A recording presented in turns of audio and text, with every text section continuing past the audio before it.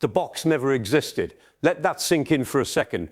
Every painting you've ever seen, every reference in pop culture, every time someone says you open Pandora's box, they're referencing an object that was never in the original myth. Not a box, not a chest, not a jewelry case. And that single mistake made by one man in the 16th century completely destroyed the scale, the horror, and the true meaning of one of the most important stories ever told. Because what was actually in that myth was not a box you could hold in your hands. It was something the size of a room, something that required a heavy clay seal to contain forces that had been deliberately separated from humanity, forces so dangerous that a god had to engineer an entire human being from scratch just to deliver them. This is not the Pandora story you were taught. This is the one they should have told you. I'm Alfonso, and tonight we're going back to the original Greek. We're dismantling the mistranslation, and we're watching in real time what actually escaped. Stay with me until the end, because the last entity still trapped in that jar, it might be the most disturbing detail in all of Greek mythology. Let's start with the crime scene. The year is 1508. Erasmus of Rotterdam, one of the most brilliant scholars of the Renaissance, is translating ancient Greek texts into Latin. He's working through Hesiod. He reaches the word Pithos, and he writes Pixis, one word. That's all it took. Pithos in ancient Greek refers to a massive ceramic storage vessel. We're talking about a jar that could be 5-6 feet tall, the kind that ancient Greeks used to store wine, olive oil, grain, or in ritual context to bury the dead. These were not decorative objects. They were not small. They were industrial containers. They were sealed with heavy lids made of clay or stone, and once sealed properly, they were essentially airtight. Pixis, on the other hand, is a small box, a container you could hold. Something personal, something intimate. When Erasmus made that translation, and when later scholars translated his Latin into English and called it a box, the entire mythology collapsed in scale, because suddenly, instead of imagining a man-sized containment vessel buried in the earth or standing in a storeroom, people started imagining a decorative chest, a trinket box, something a curious girl might peek into. The horror became a fairy tale. And here's what makes this even more significant. Hesiod, who wrote the two primary accounts of this myth in Theogony and Works and Days, was writing around 700 BCE. He wasn't writing a charming story about a girl who couldn't control her curiosity. He was writing a theological account of why human beings suffer, why we age, why we get sick, why we work ourselves to exhaustion just to survive. The Pithos wasn't a gift. It wasn't a curiosity object left on a shelf. It was a containment system. And the question we need to ask, the one that changes everything, is who built it, who filled it, and why was an engineered human being the only one trusted to carry it? Before we talk about what was inside the jar, we need to talk about what was carrying it, because Pandora is one of the most misrepresented figures in all of Greek mythology. She is consistently described as the first woman. She is consistently described as curious, naive, perhaps reckless. In popular retellings, she's a cautionary tale about feminine disobedience or human weakness. That reading is wrong. Let's go back to Hesiod's original text. When Prometheus steals fire from Olympus and gives it to humanity, Zeus is furious, not just angry, cosmically furious, because fire represents more than warmth and light. In the mythological framework, fire is techne. It's the capacity for craft, for invention, for civilization itself. Prometheus has essentially given humanity a tool to become self-sufficient, to stop depending on the gods. Zeus cannot allow that to stand. But here's the problem. He can't just destroy humanity. The other gods are watching. The cosmic balance requires a more sophisticated response. He needs something that looks like a gift, something that will be welcomed, something that will be invited inside. So he calls a meeting. He commissions Hephaestus, the divine blacksmith, the master of artifice, to construct a being, not to be born, not to grow, to be built, assembled. Hesiod writes that Hephaestus fashioned her from clay and water, giving her a human shape. Then the other Olympians add their contributions, like engineers adding components to a prototype. Athena teaches her craft and weaving.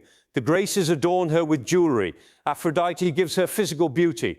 Hermes, and this is the crucial part, gives her a shameless mind and a deceitful nature. Read that again.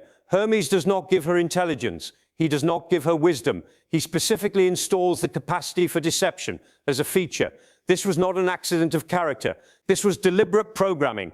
Her name itself, Pandora, is usually translated as all gifts, and it is, but it's not meant to be flattering. It's descriptive. She is a composite. She is an assemblage of gifts from every god, built to be irresistible, built to be trusted, built to be welcomed into human society. She is not a woman who made a mistake. She is a weapon designed to look like a blessing. And she arrives at the door of Epimetheus, the brother of Prometheus, whose name means afterthought, carrying a jar she was told to guard but never open. Epimetheus, despite his brother's warnings never to accept gifts from Zeus, accepts her. The trap is already closed. Now, what was actually inside? This is where most retellings become vague. Evil spirits, all the troubles of the world, diseases and misfortunes. These descriptions treat the contents like a metaphor, something abstract, almost decorative. But if we take Hesiod seriously, if we treat this myth the way it was intended, as a theological explanation for the structure of human existence, then we have to ask, what specifically was separated from humanity that changed everything once it was released? Hesiod gives us specific categories. Let's treat them as real. The first is geros, old age. Before the opening of the Pithos, Hesiod describes humanity living in what he calls the age of gold. In this age, humans did not age. They lived, they were sustained, and eventually they simply faded like sleep. There was no physical deterioration, no slow disintegration of the body. The process we now call aging, the calcification, the cellular breakdown, the gradual loss of everything, was not a natural part of existence. It was contained. The second is nosos, disease, related but distinct. Disease is not simply decay over time. Disease is active biological invasion. It's the body turning against itself. It's infection, inflammation, the respiratory failure, the organ collapse. Hesiod writes that diseases roam freely among men, bringing misery by day and night. The implication is that before the opening, the body had a kind of divine integrity, a wholeness that made it impenetrable to pathogen. The third is ponos, hard labor. In the age of gold, the earth gave freely. Food grew without cultivation. Survival did not require exhausting effort. Once ponos escaped, work became a condition of existence. Not just unpleasant work, brutal, body-destroying, spirit-crushing labor, the kind that consumes a life. Then there is oises, misery or distress, the emotional component, the chronic suffering that has no single source, the heaviness that persists even when conditions should allow for peace, and eris, discord, conflict, the fracturing of human relationships, the capacity for people to turn against each other, to compete, to destroy, and several others that Hesiod lists in less detail. Care, the death spirit, hypnos, the first touch of dreamless, death-like sleep becoming permanent, forces that had been in the mythological framework deliberately withheld from humanity during the Golden Age. Now think about the container again, a pithos sealed with clay, the same type of vessel the Greeks used to store the dead, a sealed environment large enough to contain, in mythological terms, every force that makes human life difficult, every force that makes human life finite. This was not a jar of evil spirits. This was a separation vessel, a cosmic quarantine, the divine equivalent of a containment chamber, storing everything that had been filtered out of the human experience during the Age of Gold, kept sealed, stable, inert, until it wasn't.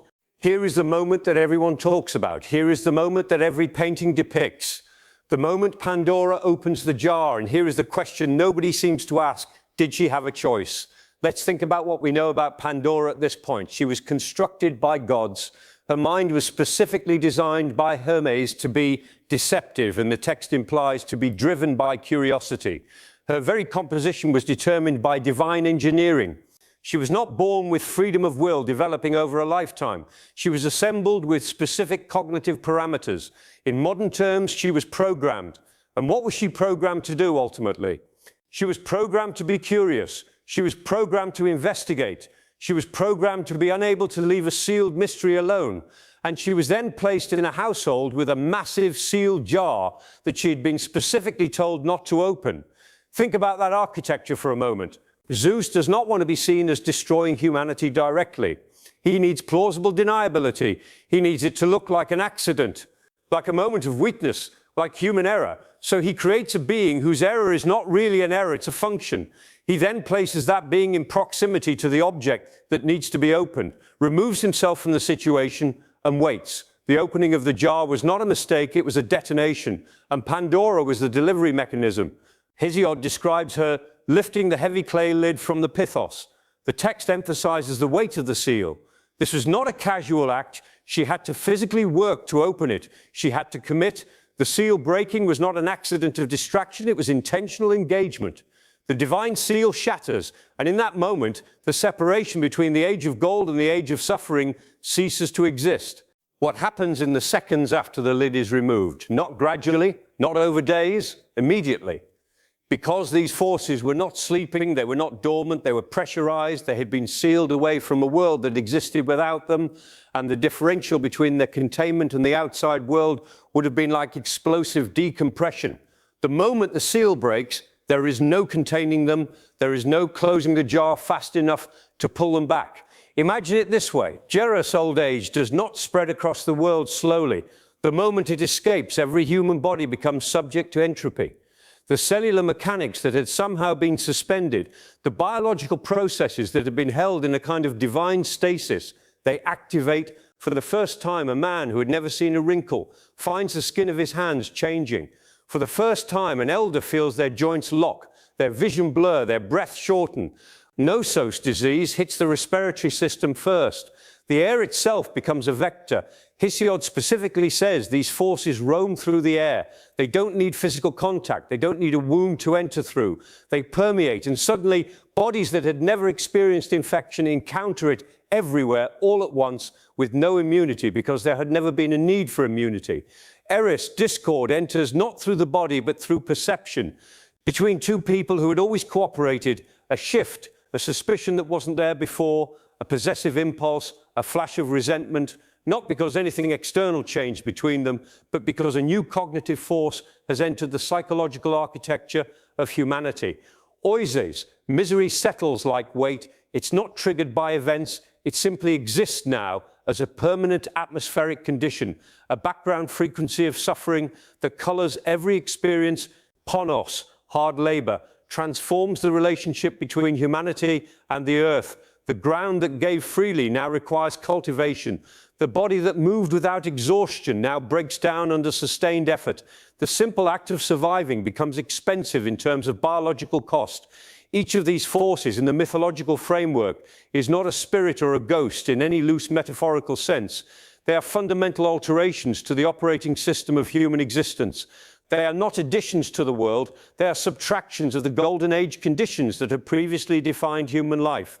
The world that exists after the opening of the Pithos is not the same category of world that existed before it. This is Hesiod's theological argument. Human suffering is not the natural baseline state of existence. It is the result of an act, a specific act, an engineered act, and the entity responsible for engineering it, Zeus, is the same entity who is worshipped as the supreme arbiter of justice. That irony is not accidental. Hesiod puts it there deliberately. Let's take a step back and understand what was actually lost. Hesiod describes the age of gold in Works and Days with remarkable specificity. This was not a vague paradise. It had conditions, it had characteristics. Humans lived without toil. They did not farm. Food was available. The earth produced without requiring cultivation.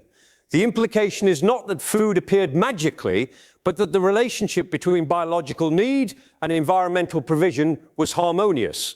There was no gap, no scarcity, no competition for resources. Humans lived without disease. The body was, in some fundamental sense, inviolable. It functioned. It did not accumulate damage the way post-Pithos bodies do. Humans lived without harsh old age. They aged, Hesiod implies, but not with the deterioration we know. They remained vigorous. They remained functional. The aging process was closer to a graceful dimming than a breakdown. And critically, humans lived without the crushing psychological weight of mortality as a constant background anxiety. They knew they would eventually transition, but it was distant, abstract, non-threatening. It did not color every decision. It did not produce the existential dread that in the post-Pithos world becomes one of the primary drivers of human behavior. Now, in a single event, the breaking of the clay seal, all of that ends, And I want to be precise about what ends means here. It's not that the age of gold ends and the age of silver begins gradually. The mythological timeline in Hesiod is not gradual. The forces that escape the Pithos are cosmological. They reshape the operating conditions of existence. They are not reversible. They cannot be put back. The world that exists after the opening is a fundamentally different category of world. This is the beginning of what we might call historical time. Before the opening, human existence was essentially static. It was good, and it remained good. There was no trajectory toward anything, no necessity for ambition, for invention, for striving. Everything was already sufficient. After the opening, nothing is sufficient. Everything requires effort. Everything degrades. Everything ends. And that insufficiency, that gap between what is and what needs to be, is the engine of all of human civilization. Every tool ever invented was invented because a human being was trying to solve a problem. Every medical advance exists because humans get sick and die. Every social structure exists because humans need to coordinate scarce resources under conditions of competition. Every religion, every philosophy, every artistic tradition exists at some level as a response to the conditions that escape from that jar. Hesiod's myth is not simply explaining why life is hard. It's explaining why history exists at all. And now we reach the part of the story that no one talks about, the part that when you actually sit with it becomes the most disturbing detail in the entire mythology. Something did not escape when Pandora, in a panic, or perhaps just fulfilling her programming to its natural conclusion, slams the heavy clay lid back down onto the Pithos. One entity is still inside, Elpis, hope. It remains under the lip of the jar, trapped, sealed back in now. Every elementary school version of this story treats this as the silver lining, the happy ending. But hope remained, and that's why we can endure. It's framed as a gift, as compensation, as Zeus in his mercy, ensuring that humanity would have something to hold on to. But let's actually think about this. Every other entity in that jar was, by Hesiod's own framing, a source of suffering, old age, disease, discord, misery, hard labor. They escaped, and they made human existence what it is. Elpis was in the same jar. It was sealed in the same containment vessel. It was placed there under the same divine authority. By the same logic that puts the other contents of that jar in the category of forces damaging to human experience, hope was also in that category. And here is the question that Greek philosophers actually debated, the question that several ancient commentators explicitly raised when reading Hesiod. Is hope a gift? Think about what hope actually does in the context of a world defined by the other contents of that jar. Old age will take your body. Disease will invade it. Hard labor will exhaust it. Discord will fracture your relationships. Misery will settle into your bones. And hope will tell you that it might get better. Hope will tell you that the suffering has a purpose, that the effort will pay off, that the relationship can be repaired, that the diagnosis is wrong, that things will turn around, that the trajectory is not what it appears. In a world without suffering, in the age of gold, you wouldn't need hope. There was nothing to hope against. Hope is only relevant in the context of conditions worth hoping to escape. So hope, by definition, could only have been useful in a world where the other contents of that jar had already been released. Was it designed to accompany them? Was it the final component, the one that ensures that humans continue living, continue suffering, rather than simply giving up? Nietzsche called hope the evil of evils. He argued that it was hope that was the real torture, the thing that prevents human beings from accepting their condition and either transcending it or ending it. It is hope that makes prolonged suffering endurable and therefore prolonged. Hesiod himself is ambiguous. His use of Elpis is complex. In some readings, it is a positive force, the thing that keeps civilization moving forward. In others, it is explicitly described as a keres, a death spirit, a force of destruction in disguise. The ancient Greeks did not resolve this debate. We haven't resolved it either. But here is what we know. It stayed in the jar. Every source of suffering escaped and dispersed into the world, becoming part of the fundamental structure of human existence. But hope, the one force that speaks most directly to the experience of suffering, is still contained, still sealed, still waiting, which means one of two things. Either Zeus showed mercy at the last moment and protected the one force that could make the human condition bearable, which is the generous reading, or the trap was more sophisticated than anyone imagined, and the decision to keep hope sealed was the most calculated cruelty in the entire design. Because a humanity that had no hope would eventually stop striving, would eventually stop believing, would eventually either transform its relationship to suffering or reject the conditions entirely.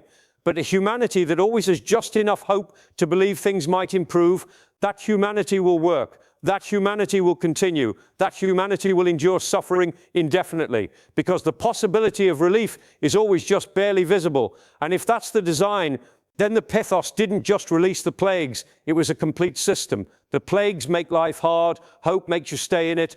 We started tonight with a mistranslation. One word, Pithos, becoming Pixis, and a jar the size of a man's torso became a jewelry box. A cosmic containment system became a curiosity object. A divine weapon became a cautionary tale about feminine weakness.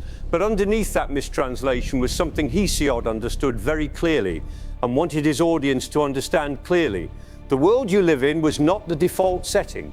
The suffering you experience, the aging, the illness, the exhaustion, the conflict, the existential weight of knowing you are temporary, these were not always here. In the mythological framework, they were manufactured, they were contained, they were deliberately released into a world that had been previously without them. And the entity who engineered that release is the same entity who sits at the top of the Greek divine hierarchy, whose statues filled every temple, whose name was invoked for justice. The myth is not subtle about this. Hesiod is not subtle about this. This is a story about a god who committed an act of cosmological sabotage against humanity and covered it with the language of gift-giving. Pandora was the gift, the Pithos was the delivery mechanism, and the Age of Gold was the casualty. What interests me most, what keeps me returning to this myth, is not the opening of the jar. It's what it reveals about the structure of hope in a world of manufactured suffering. Because if hope is still sealed in the jar, if it never fully escaped, if it exists only in trace quantities, leaking through the clay, then every moment of genuine human hope is an act of defiance against a system designed to contain it. Or, if hope was designed to stay inside, if hope is itself part of the trap, then the question we have to ask, the question that Greek philosophers were already asking 2,500 years ago, is whether the most important act of human liberation would be to finally stop hoping for relief from conditions that may be permanent. I don't have a clean answer to that. I don't think Hesiod had one either. What I do know is this: the myth of Pandora has been mistranslated, misread, and misrepresented for over 500 years. And that misrepresentation costs, because when you shrink the jar into a box, you shrink the scale of what was lost. You turn a cosmic catastrophe into a domestic accident. You transform a theological argument about the architecture of suffering into a story about a woman who shouldn't have been curious. The myth is too important for that. The forces that escaped that jar are still here. They haven't returned to containment. Old age is still coming for everybody. Disease is still in the air. Discord is still in every relationship. Misery is still a condition of existence. We live in the world the Pithos created, and somewhere, maybe still sealed under a clay lid that no one has lifted since, hope is waiting. Whether that is a comfort or a warning is something you're going to have to decide for yourself. I'm Alfonso, and if you want to keep going, if you want to look at what happens when other containment systems fail, when other myths reveal the architecture underneath the story you were told, you know where to find me. Subscribe, because we're just getting started. And the next myth we're opening, it's going to break something.